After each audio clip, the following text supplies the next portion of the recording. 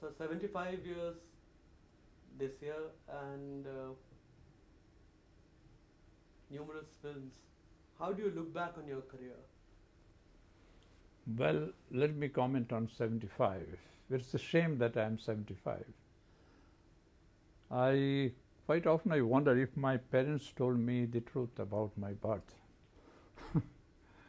So many people, when they call me and congratulate me on this birthday, and my friends also from abroad, so I tell them, I'm glad that you remember my birth date, but for God's sake, try to forget the year of my birth. Anyway, I do look back. It's wonderful to go back to the past, to ransack history, to redefine history in a way. And then at the same time, I feel I wish I could start my life over again right from the beginning.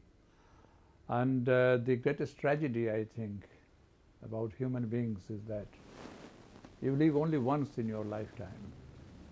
I wish I could start my life from the scratch over again, from the 0 point, so that I could repair the damages which I have done to myself all these years.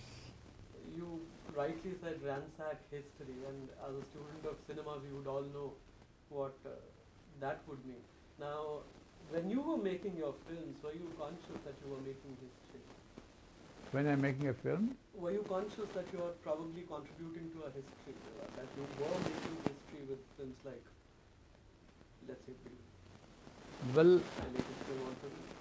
what I do, to be very frank, and this is what I told in one of my interviews with Ramish, every time I make a film and I watch my own films, and I look at the film and I wish it were treated as a dress rehearsal so that I could do it over again. Because there are a lot of lapses and there is no end to things. You keep on improving it. So when I make a film, when I look back, I feel happy and also I feel very uncomfortable for different reasons. What could those reasons be? What could those reasons be? Why would you feel uncomfortable? Well, perhaps you feel that you are correcting your own conclusions. You have to correct your own conclusions, because only by correcting your own conclusions you go on looking beyond. You know, this is what I feel, that I wish I could correct my own conclusions about the film as well, and about everything, about my life as well.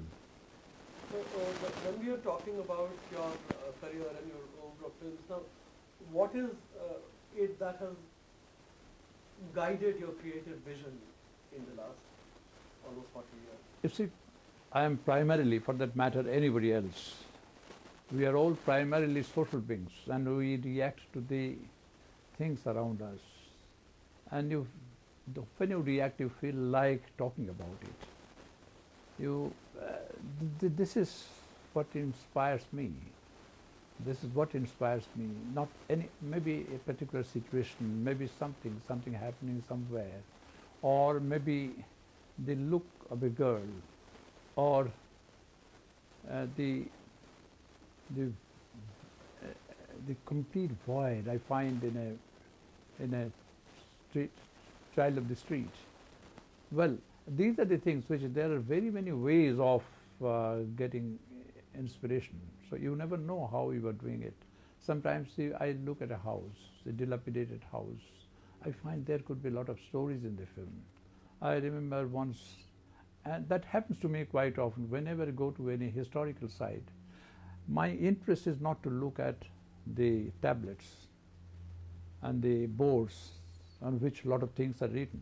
I look at it as a contemporary phenomenon. I remember once Shavana and I, we went to Colosseum in Rome, and Shavana was moving around, running around, and taking notes of things, recreating history or collecting history like pebbles on the sea beach, braving waves. That was what she was doing, like a child. But I was looking at it. I asked Shavana, why not should we make a love story here on the ruins? It could be a very, very contemporary story. I look at it as a contemporary phenomenon. All that I do, I try to invest the same as with contemporary sensibilities. This is what I have been doing, and this is what I believe I should do. And that goes on and on and on, and there is no end to it. Now, again, looking back into your outlook films, one finds that each of your films, at least post 71, let's say Calcutta 71, and otherwise also, have a certain statement to make. It may be a social statement or a political statement or like that. Have you consciously tried to make your statement as a filmmaker, as a communicator, or is it purely the creative instinct and you never bothered about the statement if it got made, it got one doesn't negate the other. You see, I am being chased by my own time, as everybody is. The time forces me to do something. This is one thing. When I make a statement, very overt statement, when I make any statement which are very loud, well, I think I can't do without it. I cannot do without it. I think so. So it becomes so much with me, and I can't help it. That was the time when we were talking about 71. Those were the most turbulent days. And that was the time when we thought that around the corner there is something called revolution. And that was the time when we believed that behind the facade of a bit of radicalism, complacency, and a bit of respectability, the ugly face of fascism is being shown. That was what we believed in. And that was the time when we thought, and I was one of them, we thought that something should be done. Something should be done, something we should talk it out. We should build a revolution. I was under the impression that, and I believe that we are sitting on the volcano. It could erupt any moment. So, and then I was politically very overt at that time, and that was the time when I made comments, I made statements which sounded like a pamphlet. Well, I didn't mind that, because I think, when I look back, I think perhaps it was necessary at that time. But then over the years, when a lot of reappraisal took place,